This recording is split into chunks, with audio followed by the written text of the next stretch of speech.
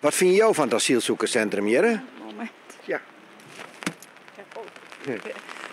Wat ik van de asielzoekers? Ja. Ja, ik vind wij zelf niet zo waard.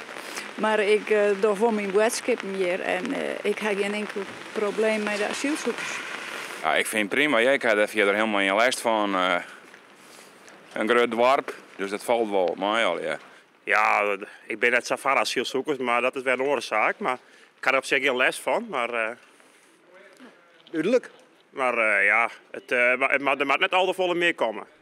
Het beeld dat we joet in de stritten van Burgum oppikken wiekt net af van de resultaten van het onderzoek.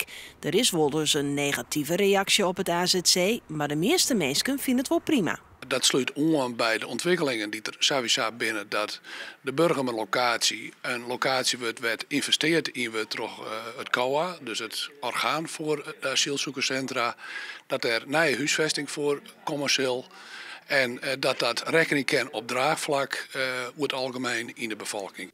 De onderzoekers hier een zo'n positieve uitkomst dan is net verwachten.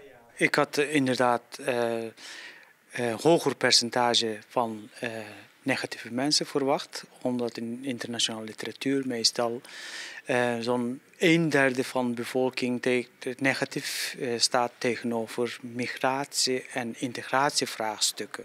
Hoewel het AZC goed luidt bij de bevolking, is het opvallend dat onder de negatieve respondenten de jeugd de grootste groep vormt.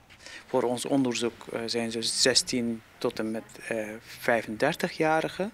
Eigenlijk in het begin van hun carrière, in turbulente tijd, voelen ze kennelijk meer concurrentie.